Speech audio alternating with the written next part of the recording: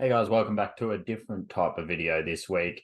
I'm going pretty well in fantasy football for Premier League, so I thought, you know what, I'm going to do one of those preview tips for next weekend because of international football and just review the weekend that we just had. Because you see a lot of people doing these videos that are in the hundreds of thousands right now. So I thought I'm going along pretty well. I'm not one of those avid fantasy football people. I did have slides and everything, but that didn't really work. So I'll put up my screen. This is where I'm currently sitting. I didn't have a great weekend last weekend after some of the transfers. I'll show you my team after this, but we did go down. We were 14,000 last weekend, which was very good. And now we're back out to 41,000, which is still pretty high. And I'm obviously winning all my personal leagues in Australia. I'm top 1,000. Um, yeah, I've had a big fall off. I didn't have a great week. We'll look at our points for last week. So this is the team I had last week. Now I had to have Matty Cash in there because I didn't think João Pedro would get many minutes, but it turns out I think he played the whole game. We'll talk about him more later. But yeah, my defense didn't really do great. Chelsea obviously losing didn't help. And I think Sterling and Gusto were two players that I did bring in, but they didn't score well, obviously. Sterling should have had an assist to Jackson, but Jackson missed a sitter, as you saw from the TikTok and the highlights, I'm sure. But Gusto, I'm gonna keep him in. I know that Reece James is probably coming back after international break, but I wouldn't be surprised if he keeps his spot. Now, so I got 73 points, which isn't the best, but it's not the worst. And I think every week I've gotten over 70 points. Um, so this is the team I have currently, and I think Cash will stay. I don't think he's going to have another horrid week like that. He is playing right mid usually rather than right back, just for the formation they play. So I think he's got a good chance of getting a lot of attacking return. It's just questionable whether he does get enough defensive return. We'll get into some of the players that are coming in a lot this week. Heung-min Son, the most transferred in player. So I think this is where we'll start. Obviously, coming off a hat trick against Burnley, and they have got Sheffield after first week after the bye, after international break, not after the bye. And then they got Arsenal and Liverpool. So the next three games, they got one easy game, and then they got two really hard games. Now, obviously, against Burnley, they swapped him for Richarlison. They played him through the middle at striker, which is always a better chance of getting a return. And I think now that he's had one great game at striker, I expect him to probably play that striker role. And whether they push someone out, I don't know if Richarlison will even get time on the left, but they'll put someone else onto the left wing. And I think that he'll spend most of his time going through the middle. But the question is, do you bring him in now before international break? I mean, yeah, or round after international break. I do see him getting a return against Sheffield United, of course, but Arsenal and Liverpool, two very tough games. Obviously, they're very attacking. They Arsenal, I don't think he will get a return against, and Liverpool he probably could because Liverpool's defense isn't that great. But I just don't think he's going to get enough of a return to get him at this point. I don't think his price is going to go up that much. I think he'll be a good get after that round 7 fixture. Could look at that run of games. Really, Chelsea is probably the hardest one for the next 4 or 5 weeks, and that's not really a hard game. And you can keep him in for that City game, and he's got a great fixture after that. So I would look at getting him after that point, and that's what I'm going to do. I'm looking at getting him after that Liverpool game. Hopefully, he hasn't scored too much, but yes, there's been a lot of reactions to getting a hat trick, and now he's being brought in.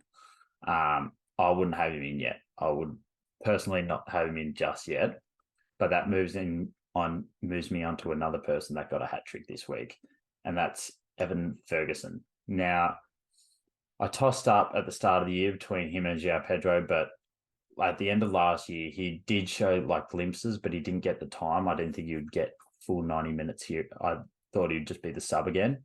And as you can see, the first two games, he was the sub. And then he gets 90 minutes against West Ham and then gets subbed off after scoring a hat trick against Newcastle. And I think the way that they're playing, João Pedro, I think he might have started or he got like 70 minutes anyway.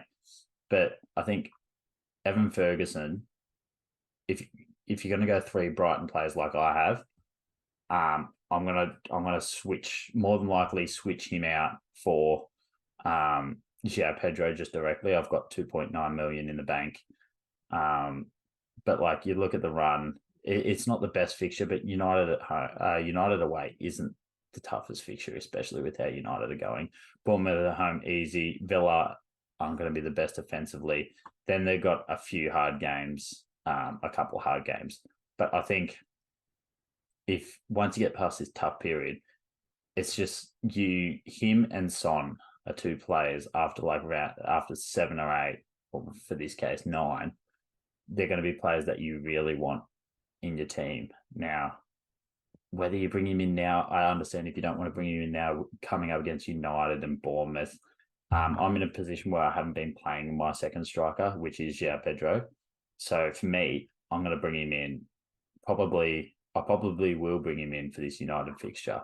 I'll have another look the week of the game because he has reportedly picked up an injury. I don't know whether that's just so he can dodge playing for Ireland and then come back and play for England, because I don't know how many more games he's got left for his qualification status. But like you look at that run after, he's got 4 really easy games, and then he's got Chelsea and Brentford. So I think he's a person that you have to look at least. And obviously he's being brought in a lot, and obviously Maddison as well. I didn't bring him in. I bought Sterling in instead, and I'm going to hold on to Sterling. Like, yes, he should have still had an assist, but like you look at that fixture, there's still I think this round is about, after Burnley, is probably where I trade him out and where I get some of my Chelsea players out. I'll get Gusto out and I'll get Sterling out. I'll probably get Gusto out before that just because of Reece James, but I'll get Sterling out around that point when I want to bring in Son. And I'll probably already have Ferguson in. So I think that'll be an easy, straightforward trade because that's an extra 2 mil. And I've already got 2.9 saved up. So I think that will be perfect time, because then Chelsea's fixture gets really difficult. Like, I don't see them keeping a clean sheet in any of these games up until Everton. From game week 9 to game week 15, I don't see them keeping a clean sheet. In saying that, I'm going to keep Chilwell because he provides enough of an attacking return to keep him in the team. And Maddison, like, I know I'm not using Maddison, but like the reason I didn't get Maddison just yet is because of these 2 fixtures here. And the same reason why I'm not getting Son just yet. But yeah, I think if you're going to go 3 Brighton, you need to have Evan Ferguson. Now, I'm holding on to Matoma just a couple more weeks. I think I'll let him go after Villa, because I think it'll be interesting to see what happens with Ansu Fati coming in. I think I don't think he's going to take up much of his time on the field. I wouldn't have thought, but there is a chance that he might get subbed off earlier in games. And obviously they've got a few tough fixtures coming up, but I'm going to hold on to him for the next 2 weeks, or the next 2 game weeks. So yeah, and yeah, João Pedro, I think it's, I don't know what's going on here. I think it's time to get rid of him. He had 76 minutes played, yes, but I just don't see him being a long-term return. Like he had an okay start. He had a good start to the season with that 7-pointer, and then blanked 1, 2. I wouldn't have him in. I'd trade him out as soon as possible. And that's what I'm going to do. I'm going to use my trade to get him out. So yeah, and these other 2 players, I need to figure out what I'm doing with these other bench players. But yeah, and obviously there's talks about Salah leaving. Salah's not leaving.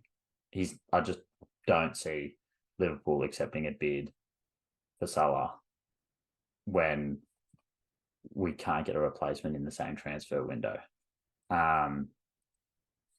There's replacements. Obviously, you can go down to Son and you save a lot. But like you look at these returns, he's got a decent return every single game already. And he hasn't been playing that great. Like he's played all right, don't get me wrong, but he's only got 1-1-1-1, which is, I mean, it's bad. But I think he's got a lot more to do. And then everyone's got Haaland. But yes, and I'll touch on it, Buemo. He did have a good goal. He's obviously got Newcastle, a decent fixture for that. I think that they can get them. I think that'll be a draw, to be honest. I think he could get points in that game. And then United can get points in that game. So I'd probably be keeping him until game week 11, game week 12. So I think in between game week 9 and game week 12 is probably when you're going to see the most changes. I might even use my, is it the wild card to get another change in?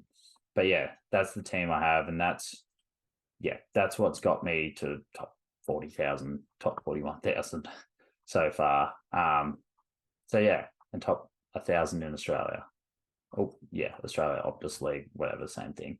So let us know what your thoughts are. If you like this video, hit the like button, leave us a comment on what you think of the transfers in and out and who you think should be coming in. I'll always like to have a look at what other people are doing and what players other people are dropping, just to see if they're overreacting or not. But yeah, let us know your thoughts, and thanks for watching.